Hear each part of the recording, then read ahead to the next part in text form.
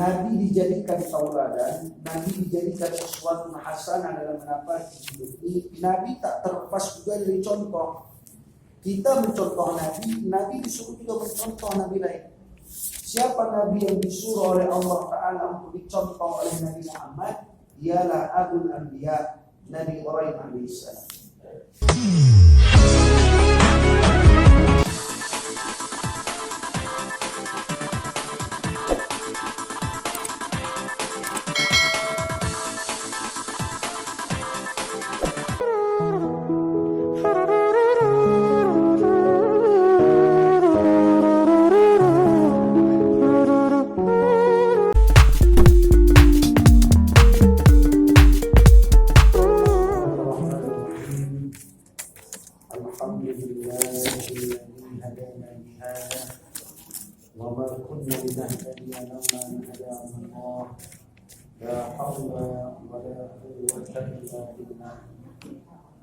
سبحانك لا علم لنا إلا ما علمتنا إنك أنت العليم الحكيم رب اشرح لي صدري ويسر لي أمري واحلل عقدة من لساني يفقهوا قولي اللهم صل وسلم على سيدنا ونبينا ومولانا محمد وعلى آله وصحبه أجمعين أما بعد قال المؤلف رحمه الله تعالى ونفعنا به وعلومه في الدارين آمين ثم قالوا اللهم هداية للصواب آمين يا الله يا رب العالمين. Sama kami muliakan, kami hormati ibu orang tua kami yang berhadir pada sore hari yang berbahagia ini. Alhamdulillah, izin Allah kita masih dapat berkumpul bersama dalam rangkaian majelis pengajian kita pada sore hari yang berbahagia ini. Sebagaimana biasa, ibu yang dirahmati Allah,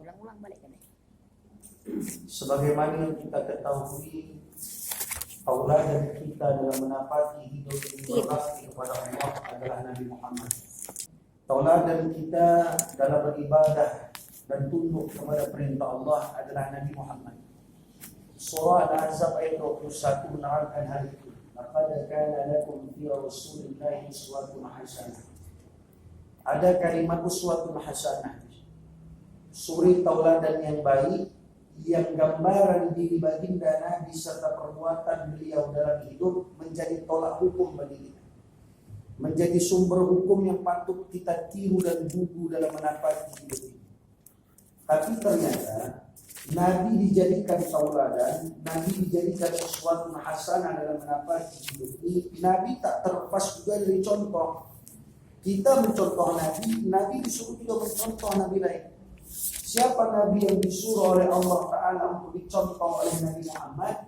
Ialah Abul Anbiya, Nabi Ibrahim alaihissalam. Mana dalilnya? Surah Al-Mumtahanah ayat 4.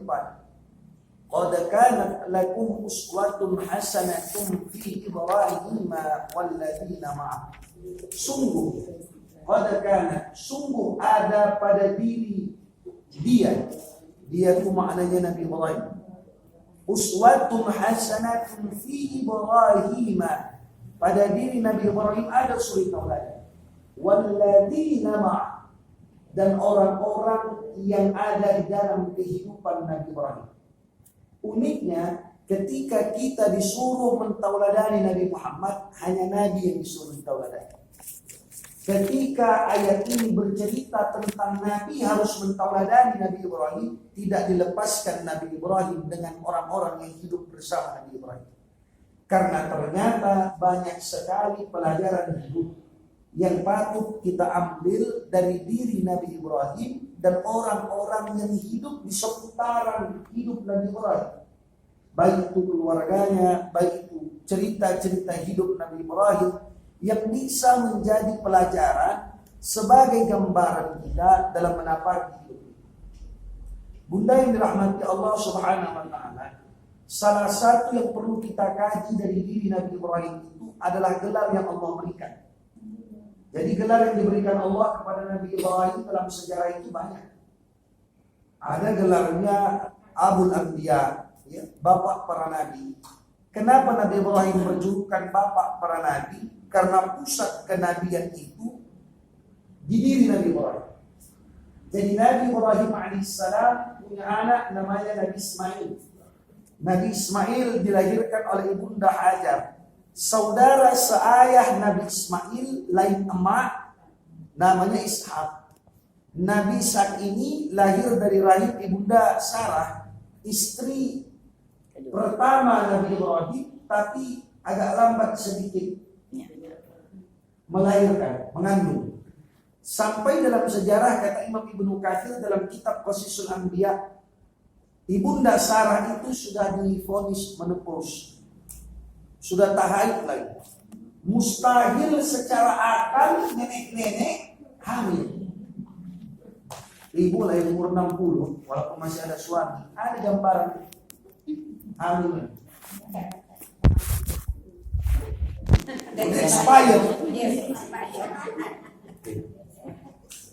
Expired bahasa kita, tapi tidak memandang di situ qada dan qadar Allah Ta'ala.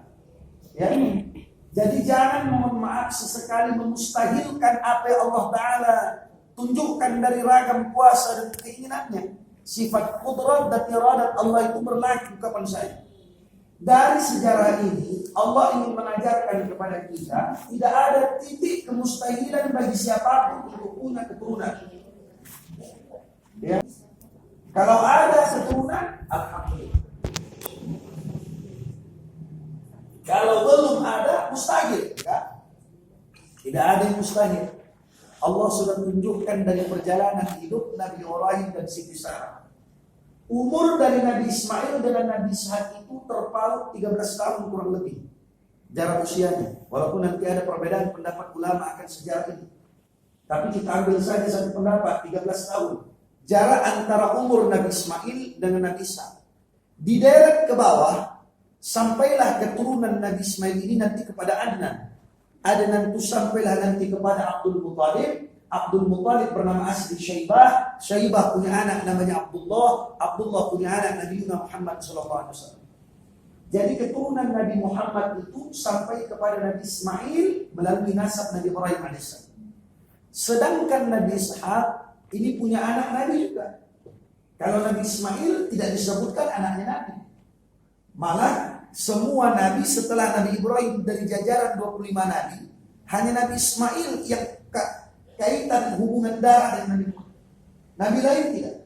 Nabi lain tidak.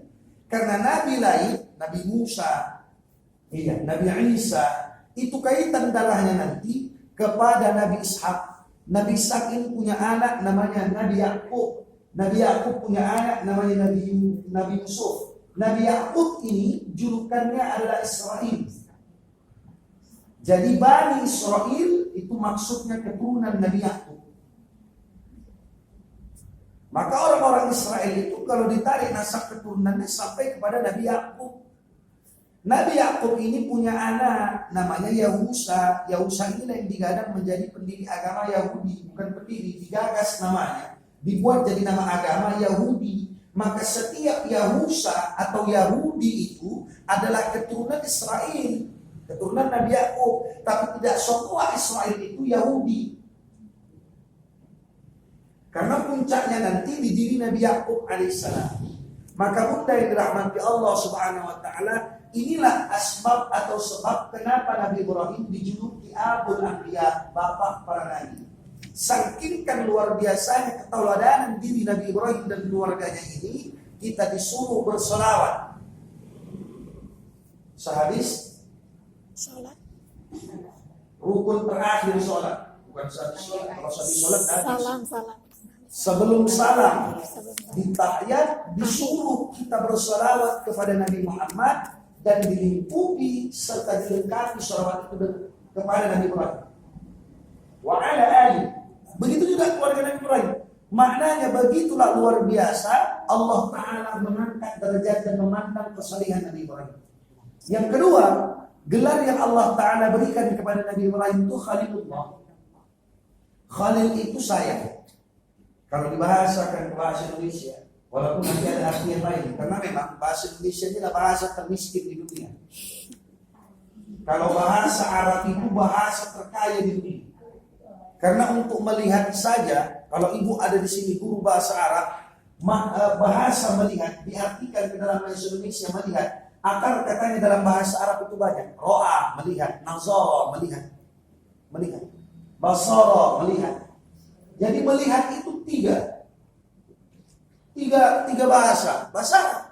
Kalau bahasa Indonesia ini miskin bahasanya. Jadi kalau kita mengartikan kalimat Arab itu ke bahasa Indonesia, kita pun pedih. Jadi untuk mohon maaf ibu yang dirahmati Allah mempermudah, kalau Habibullah orang yang Allah cintai, gitu saja kan? Biar mudah. Khalilullah orang yang Allah sayang. Nabi Ibrahim mendapatkan gelar Khalilullah ini bukan serta merta dikasih gitu saja, tidak. Tapi Nabi Ibrahim alaihissalam beliau mendapatkan gelar Khalilullah itu ada sebab. Apa sebabnya? Salah satu di antaranya kata Imam Jalaluddin As-Suyuti dalam kitab Al-Istidad Yaumil Mi'ad, wa makhtartu amrallah bima amri ghairi. Ini jawaban dari Nabi Ibrahim langsung. Aku lebih memilih perintah Allah daripada perintah selain Allah. Jadi kalau mau Allah sayang sama awak, lebih memilih awak perintah Tuhan awak daripada perintah selain Tuhan awak. Maknanya lebih awak, kalau bahasa orang sekarang, prioritaskan. Lebih awak utamakan hak Allah daripada hak yang lain selain Allah. Bagaimana awak mau bahagia hidup dunia akhirat kalau perintah Tuhan saja awak kangkangi? Karena dalam beribadah kepada Allah itu tak semudah membalikkan telapak tangan ini. Ibadah kepada Allah itu berat karena halangannya banyak. Saya tadi datang kemari makanya agak terlambat sedikit. Berat tantangan di jalan. Macet, polisi tidur, lobang. Itulah mohon maaf luar biasanya tantangan itu. Ibadah itu pun begitu. Tidaklah mohon maaf ibadah itu mudah. Karena terkadang banyak orang beribadah hanya punya angan-angan ibadah. Belum sampai kepada pengamalan ibadah.